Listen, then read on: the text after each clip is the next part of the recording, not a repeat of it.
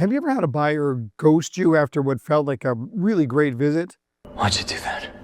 You're thinking, we totally connected. They love the home. This is a done deal. And then nothing. No calls, no follow-up, just silence. Too quiet. Here's the hard truth. That's not just bad luck. It's much more likely that your buyer is backing out due to a loss in emotional altitude. And if you don't know how to spot the warning signs and respond to those warning signs, you're going to lose sales that should have been yours. Welcome back to the 5-Minute Sales Training, everyone, where today we're breaking down one of the biggest invisible forces in new home sales, the emotional altitude of your buyer. So let's start there. First things first, what is emotional altitude? Well, emotional altitude is your potential buyer's level of positive emotional engagement to the idea of purchasing a home. Now, usually, emotional altitude is at its peak when they've found the plan in your community that they love the best. Your buyer is excited. They're hopeful. They're imagining the Christmas tree in the living room, the birthday parties in the backyard. They feel like they're stepping into a better version of their life. But the thing about emotional altitude is it's dynamic. It doesn't stay static. It rises and it falls. Here's what you need to know.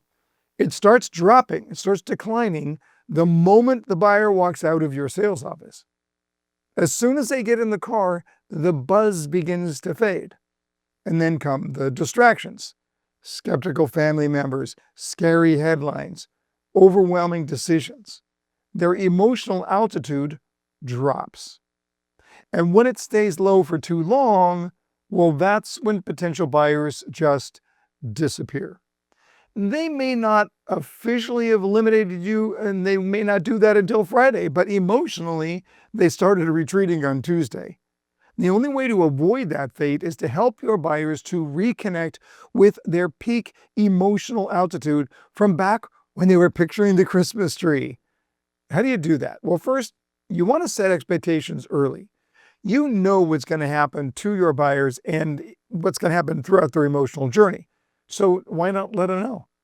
Most buyer confusion and fear dies in the light of day. So if you tell them up front what the process is going to feel like, then you calm their nerves before those nerves ever even show up. Second, you want to keep the dream alive. Now that starts with fast, thoughtful follow-up. Send a video from their favorite part of the home. Text them a photo of the home site at sunset. Remind them why they got excited in the first place. Because the longer the silence, the more their altitude tends to wane. Third, speak to the heart, not just the head. It's not about dollars per square footage or structural options. It's about life. It's about helping them see the future that they're buying into. The giant kitchen island?